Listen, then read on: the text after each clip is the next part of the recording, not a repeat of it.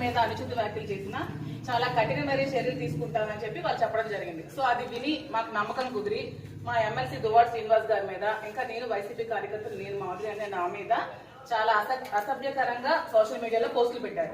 So మీరు ఖచ్చితంగా వాళ్ళ మీద కూడా యాక్షన్ తీసుకోవాలని కోరుకుంటూ మేము మా ఎంపీపీలు, ఎంపీటీసీలు, ప్రెసిడెంట్లు, మండల టౌన్ ప్రెసిడెంట్లు అందరూ కలిపి మీ కంప్లైంట్ ఇవ్వడం జరిగింది. దీని మీద మీరు తప్పకుండా సిబిఐ యాక్షన్ తీసుకోవాలని కోరుకుంటున్నాం. రెండు అందరికీ దానికి సంబంధించిన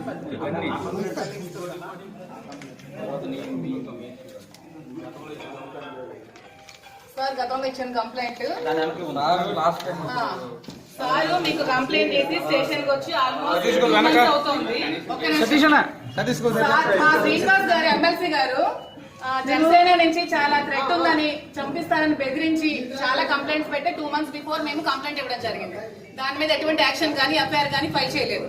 కానీ ఎప్పుడో 2 years బిఫోర్ శ్రీనివాస్ గారు ఏదో జనసేన పవన్ కళ్యాణ్ కోసం మాట్లాడారని చెప్పి దాని మీద కేసు ఫైల్ చేసిన వెంటనే ఎఫ్ఐఆర్ ఫైల్ చేయడం జరిగింది శ్రీనివాస్ గారు. మేము ఇచ్చిన దాని మీద మాత్రం ఇంతవరకు ఎటువంటి రెస్పాన్స్ కూడా లేదండి. అతను ఒక ఎమ్మెల్సీ. సో మాకు ఇంతవరకు మాకు కట్టే మాకు రావాలి కదండి. కేసు అంటే కాపీ ఇవ్వాలి కదండి, మాకు కాపీ ఇవ్వాలి కదా.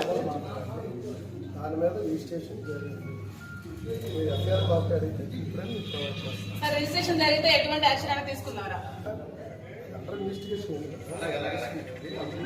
మీకు ఎవిడెన్స్ ఇచ్చారు కదండి.